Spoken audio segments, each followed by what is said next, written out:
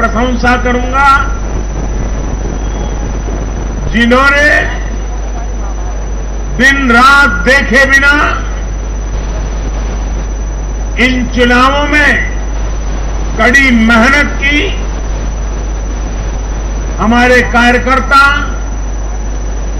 जनता जनार्दन का दिल जीतने में,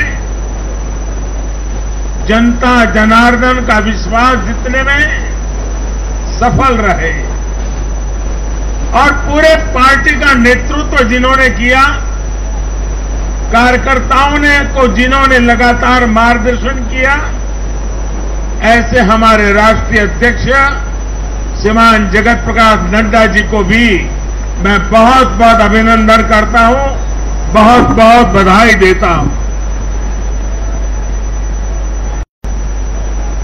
पार्टी के हर छोटे मोटे सभी कार्यकर्ताओं ने उनके अथक परिश्रम से आज एनडीए के लिए जीत का चौका लगाया है।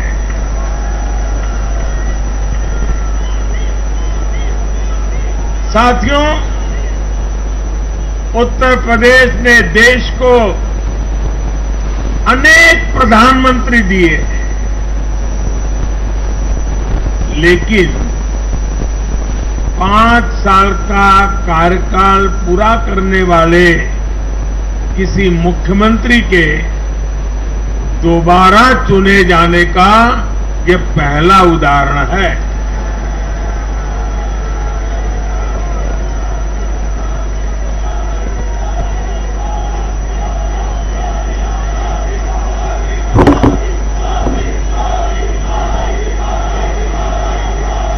अभी नड्डा जी ने विस्तार से बताया, उत्तर प्रदेश में 37 साल बाद कोई सरकार लगातार दूसरी बार सत्ता में आई है। 3 राज्य यूपी, गोवा और मणिपुर में सरकार में होने के बावजूद बीजेपी के वोट शेयर में वृद्धि हुई है।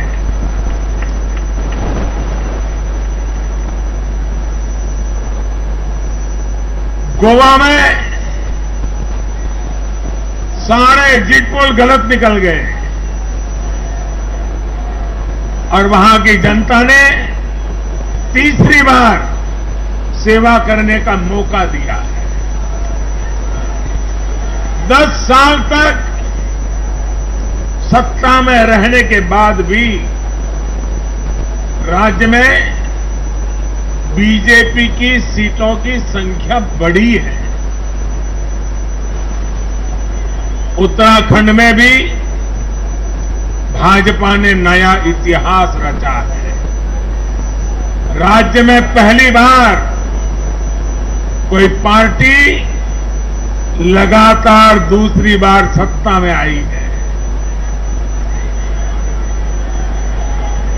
यानी सीमा से सटा एक पहाड़ी राज्य, एक समुद्र तटीय राज्य और एक मां गंगा का विशेष आशीर्वाद प्राप्त एक राज्य और पूर्वोत्तर सीमा पर एक राज्य, भाजपा को चारों दिशाओं से आशीर्वाद मिला है।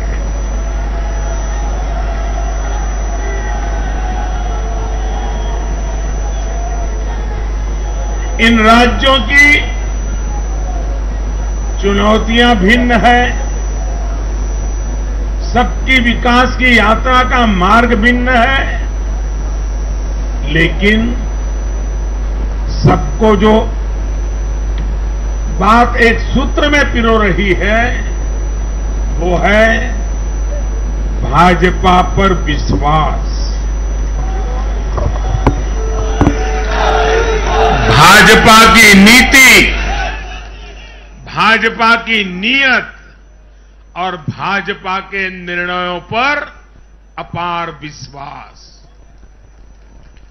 साथियों, ये चुनाव नतीजे भाजपा की pro poor, pro active governance पर एक प्रकार से बड़ी मजबूत मोहर लगाते हैं। पहले जनता अपने ही हक के लिए सरकार के दरवाजे खटखटाकर थक जाती थी।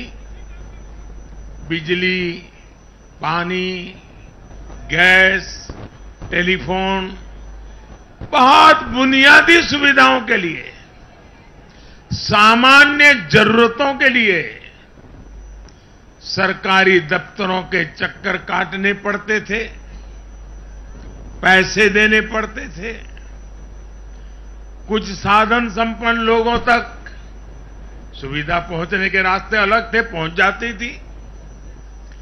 देश में गरीबों के नाम पर घोषणाएं बहुत हुई, योजनाएं भी बहुत बनी, लेकिन उस योजनाओं का जो हकदार था, जिस गरीब का उस पर हक था, उसके लिए ये हक उसको मिले बिना परेशानी को मिले, उसके लिए गुड गवर्नेंस, डिलीवरी, इसका बड़ा महत्व होता है। लेकिन भाजपा इस बात को समझती है, और मैं लंबे अरसे तक मुख्यमंत्री के नाते काम करके आया हूं, इसलिए मुझे पता है कि आखिरी इंसान की सुविधा के लिए कितनी मेहनत करनी चाहिए। बीते वर्षों में हमने गवर्नेंस डिलीवरी सिस्टम तो बेहतर किया ही, साथ साथ पूरी प्रक्रिया में पारदर्शिता भी लाए हैं।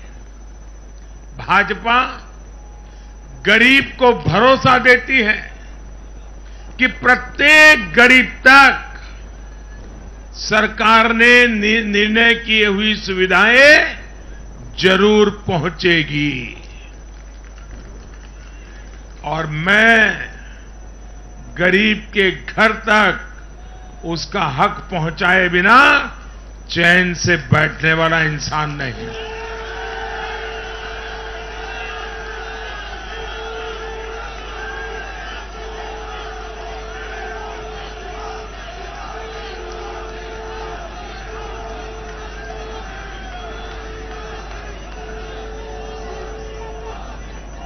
दो दशक से भी ज्यादा समय तक हेड ऑफ द गवर्नमेंट के रूप में सेवा करने का मुझे सौभाग्य मिला है। सरकार में कितनी दिक्कतें होती हैं, गवर्नेंस में कितनी दिक्कतें होती हैं, इसको भली भांति जानता हूं। उसके बावजूद भी मैंने एक ऐसी हिम्मत की है, शायद कोई न कर पाए। और वो हिम्मत मैंने लाल किले से 15 अगस्त को मेरे भाषण में उसको व्यक्त किया था।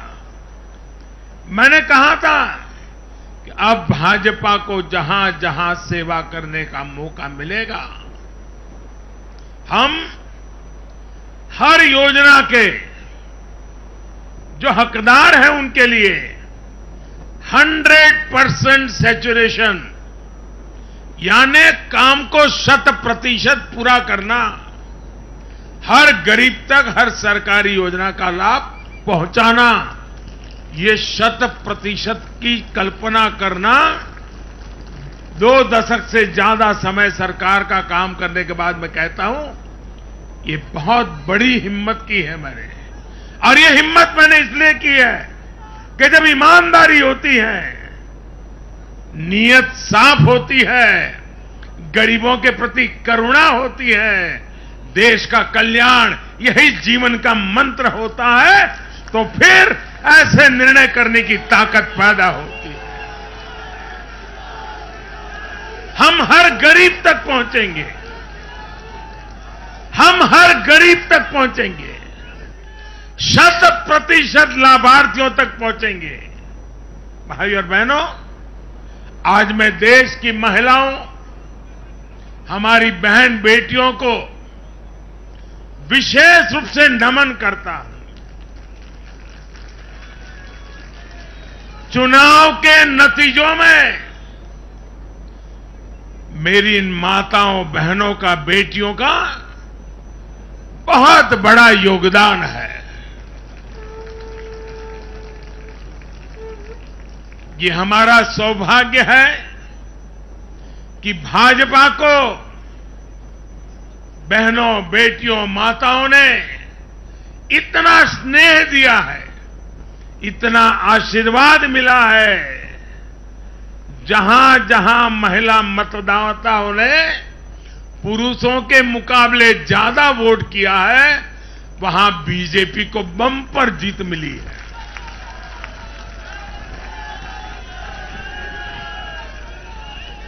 एक प्रकार से हमारी माताएं, बहनें, हमारी बेटियां, हमारी ये स्त्री शक्ति भाजपा की जीत की सारथी बनी है।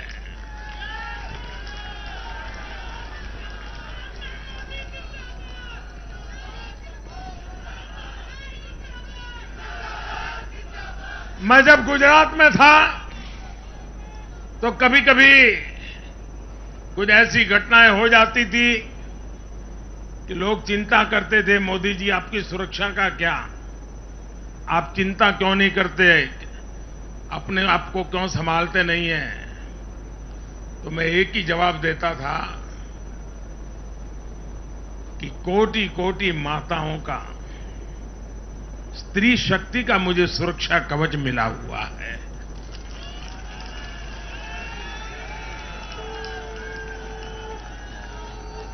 साथियों, भारत की माताएं, बहन, बेटियां निरंतर भाजपा पर विश्वास कर रही है।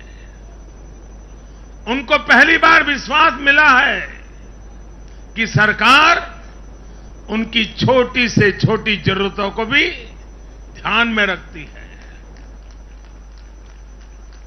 साथियों, इन चुनावों के नतीजों ने एक बात और साफ कर दी है कि यूपी की जनता को, और मैं सभी ज्ञानियों को कहता हूं कि देश की भलाई के लिए अब पुरानी घिसी पिटी रिकॉर्ड छोड़ के जरा नए सिरे से सोचना शुरू कीजिए।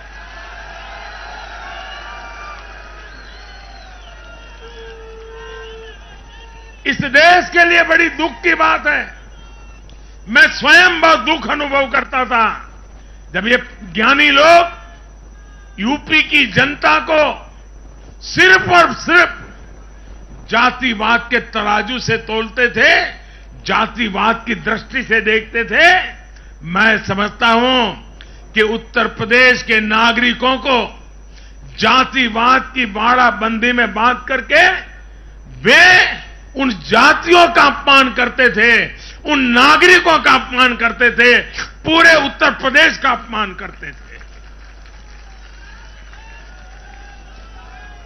कुछ लोग ये कहकर यूपी को बदनाम करते हैं कि यहां के चुनाव में तो जाति ही चलती है। लेकिन भाइयों बहनों, उत्तर प्रदेश के लोगों ने दिखा दिया है। 2014 के चुनाव नतीजे देखें, 2017, 2019 के नतीजे देखें, और अब फिर 22 में भी देख रहे हैं। हर बार यूपी के लोगों ने सिर्फ और सिर्फ विकासवाद की राजनीति को ही चुना है। यूपी के लोगों ने इन लोगों को यह सबक दिया है और यह सबक उनको सीखना होगा। यूपी के गरीब से गरीब व्यक्ति ने यूपी में गांव में रहने वाला व्यक्ति हो, पढ़ा लिखा हो या अनपढ़ हो, यूपी के हर मतदाता ने, हर नागरिक ने एक सबक दिया है कि जाति की गरिमा, जाति का मान देश को जोड़ने के लिए होना चाहिए, देश को तोड़ने के लिए नहीं होना चाहिए। और ये करके दिखाया है, चार चुनावों में करके दिखाया है। वैसे आज मैं ये भी कहूंगा कि 2019 के चुनाव नतीजों के बाद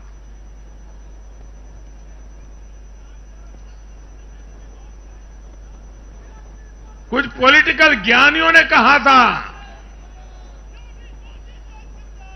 2019 में जब लोकसभा में हम दोबारा जीत करके आए तो उस ज्ञानियों ने कहा था कि भाई 2019 के जीत में क्या है, ये तो 2017 में ही तय हो गई थी, क्योंकि 2017 में यूपी का रिजल्ट आया था। मैं मानता हूं इस बार भी ये ज्ञानी जरूर कहने की हिम्मत करेंगे कि 2022 के नतीजों ने 2024 के नतीजे तय कर दिए हैं।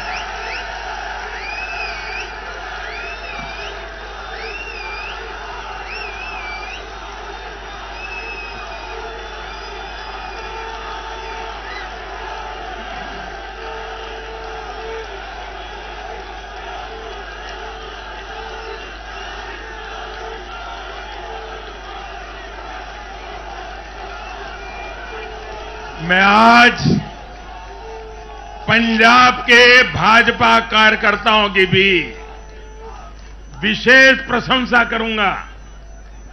उन्होंने विपरीत परिस्थितियों में जिस प्रकार पार्टी का झंडा बुलंद किया है, वो आने वाले समय में पंजाब में भाजपा की मजबूती को, देश की मजबूती को एक अहम स्थान के रूप में विकसित करेंगे, ये मेरा पूरा विश्वास है। पंजाब में भाजपा एक शक्ति के रूप में उभरनी है, ये मैं अपनी आंखों के सामने देख रहा हूं दोस्तों।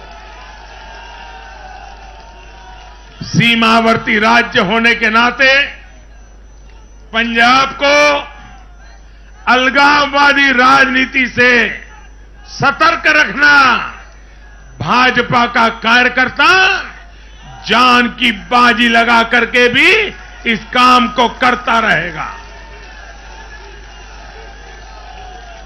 आने वाले 5 सालों में भाजपा का हर कार्यकर्ता वहां इस दायित्व को जोर शोर से निभाने वाला है।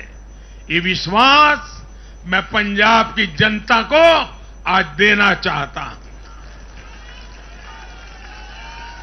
साथियों, ये चुनाव ऐसे समय में हुए हैं जब दुनिया 100 साल के सबसे बड़े कोरोना जैसी महामारी के संकट से लड़ रही है।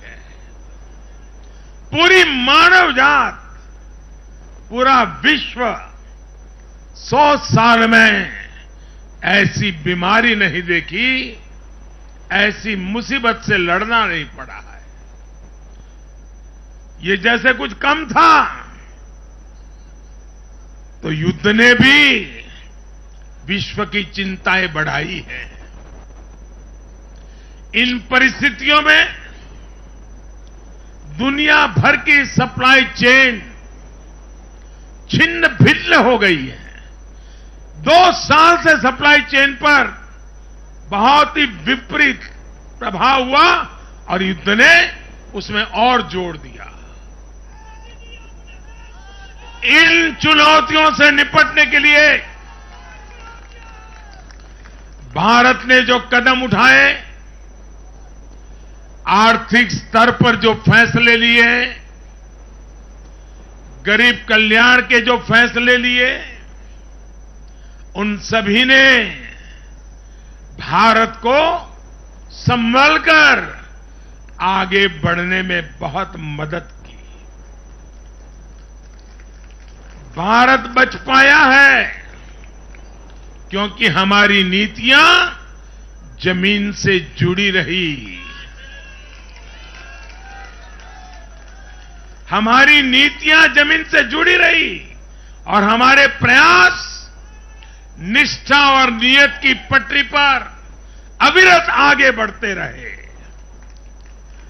जहां जहां डबल इंजन की सरकार रही, वहां पर जनता के हितों की डबल सुरक्षा हुई और विकास के कार्यों की गति भी तेज हुई। इस समय जो युद्ध चल रहा है, उसका प्रभाव प्रत्यक्ष और परोक्ष रूप से दुनिया के हर देश पर पड़ रहा है। भारत शांति के पक्ष में है, बातचीत से हर समस्या को सुलझाने के पक्ष में है। लेकिन जो देश सीधे जंग लड़ रहे हैं, भारत का उनसे आर्थिक दृष्टि से, सुरक्षा की दृष्टि से, शिक्षा की दृष्टि से, राजनीतिक दृष्टि से नाता है। भारत की बहुत सारी जरूरतें इन देशों से जुड़ी हुई हैं। भारत बाहर से जो कच्चा तेल मंगाता है, पाम ऑयल मंगाता है, सनफ्लावर ऑयल मंगाता है, उसकी कीमत भी अंतर्राष्ट्रीय बाजार में बहुत तेजी से बढ़ रही है। कोयला हो, गैस हो, फर्टिलाइजर हो, सभी की कीमतों में पूरी दुनिया में कल्पना बाहर का उछाल आ रहा है। युद्ध के कारण पूरी दुनिया में महंगाई बढ़ रही है। विकासशील देशों को विशेष रूप से कठिनाई का सामना करना पड़ रहा है। साथियों, इस वैश्विक संदर्भ में इन कठिनाइयों के बीच इस बार के बजट पर नजर डालें तो एक विश्वास पैदा होता है। देश आत्मनिर्भर भारत अभियान के मार्ग पर आगे बढ़ रहा है। इस भावना को इस बार के बजट से और ऊर्जा मिली है और मैं मानता हूं कि दुनिया भर में बने निर्माण हुए इस विपरीत वातावरण में, उथल पुथल से भरे माहौल में, अनिश्चितता से भरे माहौल में भारत की जनता ने विशेष करके उत्तर प्रदेश जैसे राज्यों ने अपनी दूरदृष्टि का परिचय दिया है। भारत के मतदाताओं ने जिस तरह इन चुनावों में स्थिर सरकारों के लिए वोट दिया, वो इस बात का प्रतिबिंब है कि लोकतंत्र भारतीयों की रगों में है।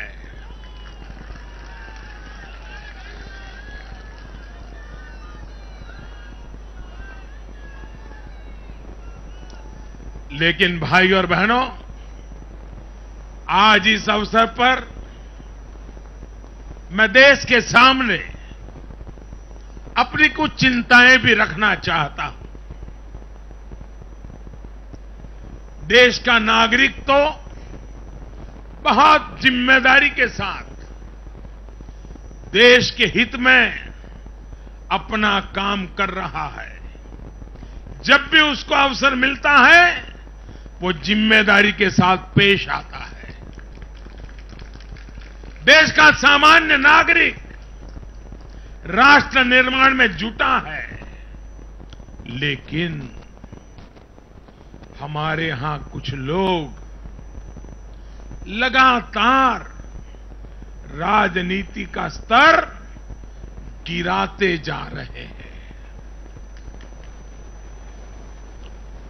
कोरोना के इस समय में भी हमने देखा है कि इन लोगों ने देशवासियों को गुमराह करने की लगातार कोशिश की। वैक्सीनेशन के हमारे प्रयासों की दुनिया प्रशंसा कर रही है, लेकिन इस पवित्र कार्य पर, मानवता के कार्य पर, सेवा के कार्य पर, भारत की वैक्सीन पर भी सवाल उठाए गए। दुर्भाग्य की बात है, जब यूक्रेन में हजारों भारतीय विद्यार्थी, हमारे छात्र, हमारे नागरिक फंसे हुए थे, तब भी देश का मनोबल तोड़ने की बातें हो रही थी। जो वहां फंसे थे, उनके परिवारों की चिंता बढ़ाने का काम हो रहा था। ये लोग उन बच्चों में असुरक्षा की भावना बढ़ा रहे थे, यहां उनके परिवार वालों की चिंता बढ़ा रहे थे। इतना ही नहीं, इन लोगों ने ऑपरेशन गंगा को भी प्रदेशवाद की बेड़ियों में बांधने की कोशिश की।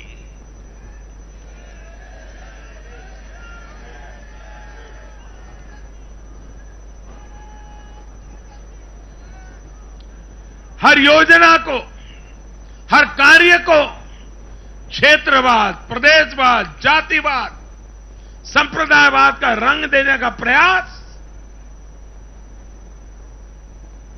भारत के उज्जवल भविष्य के लिए बहुत बड़ी चिंता का विषय है। साथियों, इन चुनावों में मैंने लगातार विकास की बात की।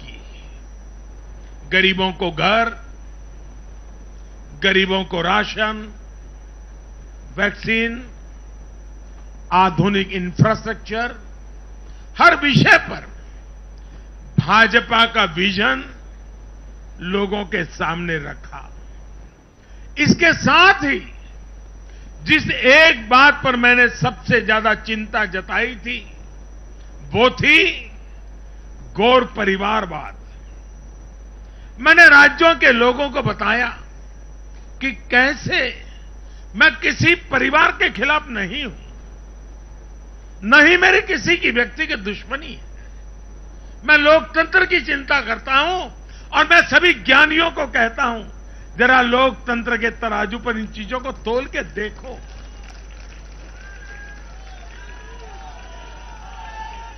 और मैंने लोगों को बताया कैसे परिवारवादी राजनीति ने उनके राज्य का कितना नुकसान किया है, राज्य को पीछे ले जा रहा है। और मुझे खुशी है कि मतदाताओं ने इस बात को समझते हुए भी इस चुनाव में अपना वोट दिया है, लोकतंत्र की ताकत को मजबूत किया है। साथियों, ये लगातार बहस बहुत जरूरी है। भारत जैसे लोकतंत्र में और देश को जिस ऊंचाई पर ले जाना है, उसको ध्यान में रखते हुए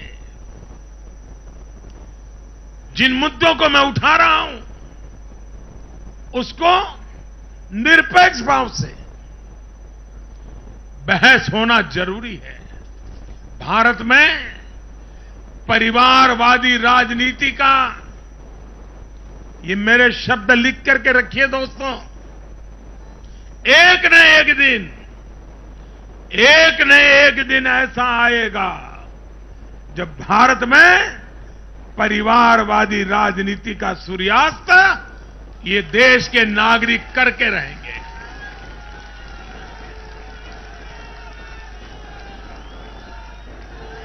इस चुनाव में इस चुनाव में देश के मतदाताओं ने अपनी सूझबूझ का परिचय दिखाते हुए ये क्या होने वाला है इसका इशारा कर दिया है। साथियों, आज एक और विषय मैं देश के लोगों के सामने रखना चाहता हूं। ये विषय है भ्रष्टाचार के खिलाफ कार्रवाई को रोकने की साजिश। आप मुझे बताइए साथियों, क्या भ्रष्टाचार के खिलाफ कार्रवाई होनी चाहिए कि नहीं होनी चाहिए? भ्रष्टाचार करने वालों पर कड़ी कार्रवाई होनी चाहिए कि नहीं होनी चाहिए? ये भ्रष्टाचार रूपी दिमाग देश में से नष्ट होनी चाहिए कि नहीं होनी चाहिए? साथियों, हमारे देश में भ्रष्टाचार के खिलाफ लोगों में, भ्रष्टाचारियों के खिलाफ ऐसे लोगों के प्रति एक भयंकर नफरत का भाव रहता है। देश की गाढ़ी कमाई को लूटकर अपनी तिजोरी भरने की ये प्रवृत्ति कुछ लोगों की पहचान के साथ जुड़ गई है। भारतीय जनता पार्टी 2014 में एक ईमानदार सरकार का वायदा करके चुनाव जीती थी और हमारी ईमानदारी को देखकर 2019 में जनता ने हमें और ज्यादा आशीर्वाद दिया।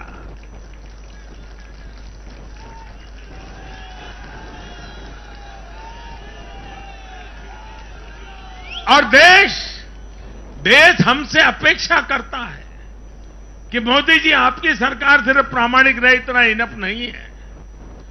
आप ही हैं, आप ही की सरकार है जो भ्रष्टाचारियों को सजा कर सकती है, उन पर कठोर से कठोर कार्रवाई कर सकती है। मुझे बताइए, जनता की इस अपेक्षा को मुझे पूरा करना चाहिए कि नहीं करना चाहिए? जनता की आशा आकांक्षा के लिए सरकार ने जिम्मेवार व्यवहार करना चाहिए कि नहीं करना चाहिए? लेकिन आज हम देख रहे हैं जो निष्पक्ष संस्थाएं हैं, जो पूरी तरह इंडिपेंडेंट हैं, वे अगर भ्रष्टाचार के खिलाफ कार्रवाई करते हैं तो ये लोग और उनका पूरा इकोसिस्टम अब भ्रष्टाचारियों की रक्षा करने के लिए उन संस्थाओं को बदनाम करने के लिए मैदान में आ गए हैं।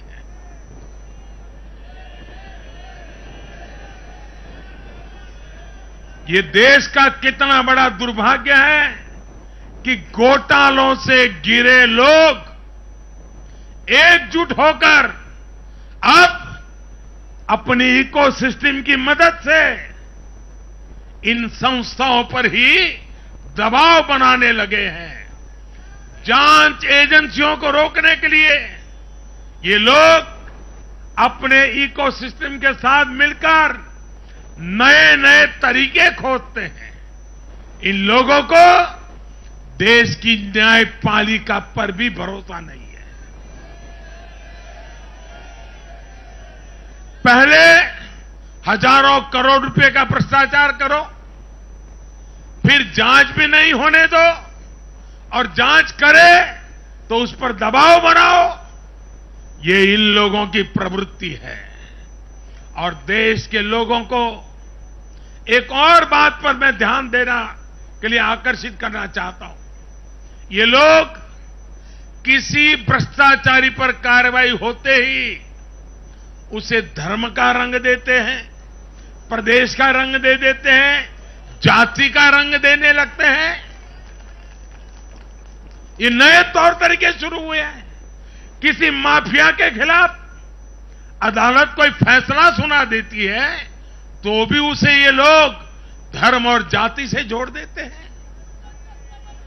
ऐसे में भारत के मैं सभी संप्रदायों से आग्रह करता हूं, मैं सभी जाति पे गर्व करने वाले ईमानदार लोगों से आग्रह करना चाहता हूं, उन सबको सोचना होगा कि ऐसे भ्रष्टाचारियों, ऐसे माफियाओं को अपने समाज से, अपने संप्रदाय से, अपनी जाति से दूर करने की हिम्मत करे। इससे समाज भी मजबूत होगा, संप्रदाय भी मजबूत होगा और हर व्यक्ति का भला होगा। और यूपी में हमारी विजय का एक कारण यह भी है कि वहां के लोगों ने कई दशकों से ऐसी राजनीति का बहुत नुकसान सहा है। मैं बनारस का सांसद होने के नाते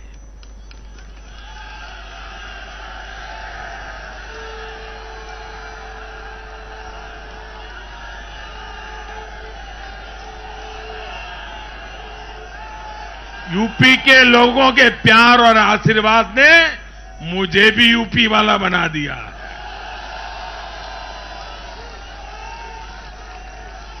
मैं बनारस का सांसद होने के नाते मेरे अनुभव से कह सकता हूं, यूपी के लोग ये बात समझ चुके हैं कि जाति को बदनाम करने वालों से, संप्रदाय को बदनाम करने वालों से अब दूर रहना है और राज्य के विकास को ही सर्वोच्च प्राथमिकता देनी है।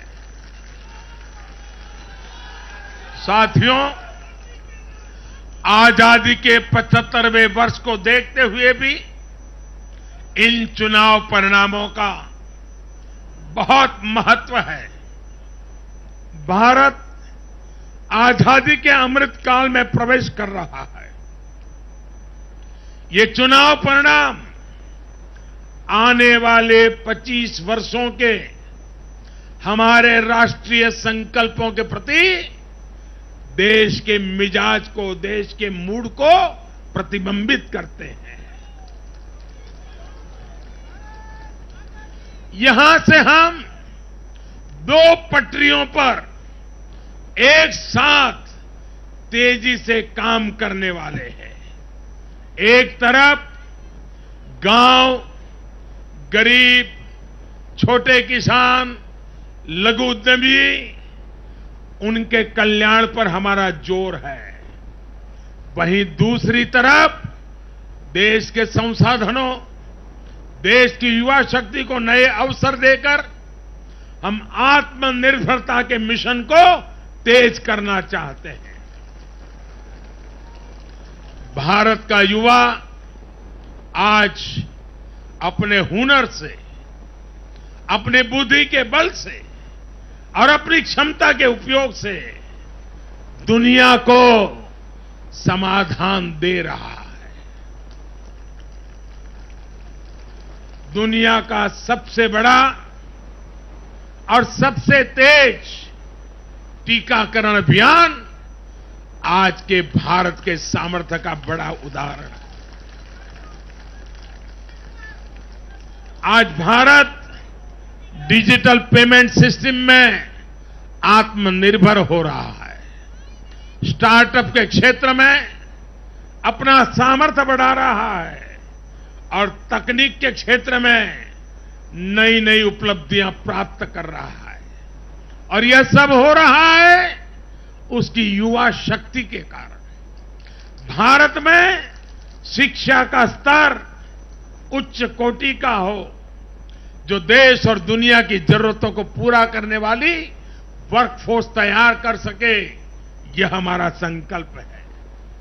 आज एक ऐसे नए भारत का निर्माण हो रहा है जहां आपकी पहचान आप से होती है।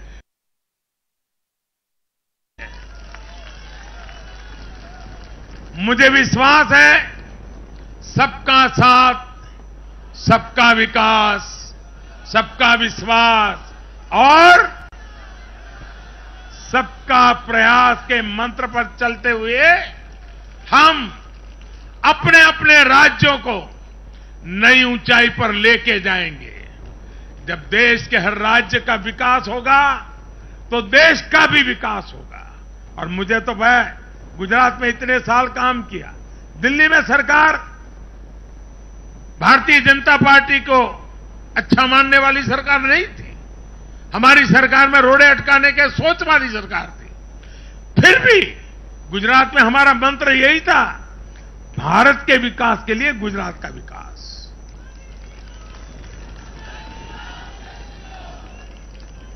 साथियों, हमें जुट जाना है, एक पल भी गंवाना नहीं है। चुनौतियां कितनी ही कठिन क्यों न हो, लेकिन जीतने का संकल्प उससे भी बड़ा होता है।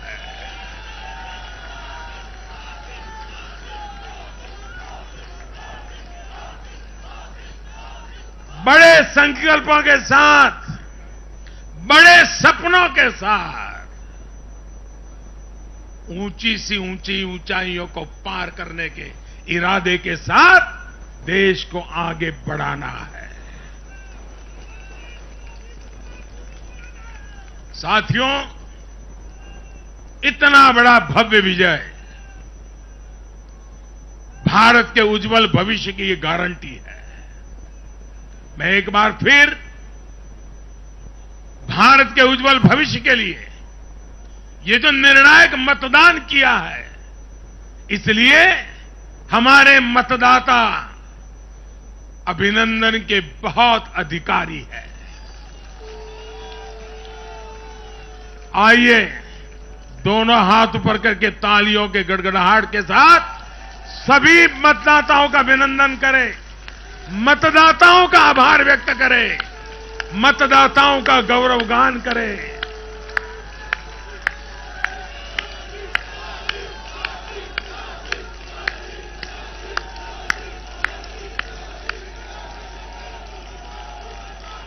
भारत माता की, भारत माता की, भारत माता की। बहुत बहुत धन्यवाद।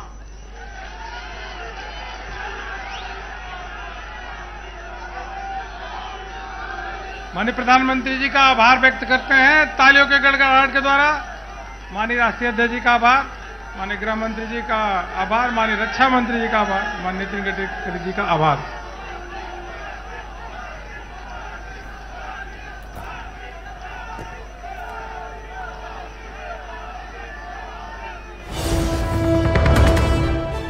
तो 5 राज्यों के चुनाव में बीजेपी को बड़ी जीत हासिल हुई है। उत्तर प्रदेश और उत्तराखंड में पूर्ण बहुमत मिल गए। इसके साथ ही अगर हम गोवा और मणिपुर की बात करें तो वहां भी बीजेपी आगे चल रही है। तो ये बड़ी खबर आपको बता रहे हैं। चुनावी घोषणाओं को लेकर बीजेपी को एक बहुत बड़ा समर्थन मिला है। प्रोएक्टिव सरकार पर मुहर लग गई है। उत्तर प्रदेश की बात हमने पहले ही की थी। लगातार रुझान हमने आपको दिखाई और अब पूरी तरह से ये बातें स्पष्ट हो गई है कि चारों दिशाओं से बीजेपी को आशीर्वाद मिला है। गरीब के घर तक उसका हक पहुंचेगा। ये तमाम बातें उत्तर प्रदेश में भाजपा की तरफ से बुनाई गई थी। इन चुनावी वादों का रिजल्ट आज मिलता हुआ नजर आ रहा है। पंजाब में बीजेपी एक शक्ति के रूप में उभरी और ये तमाम बातें देश के प्रधान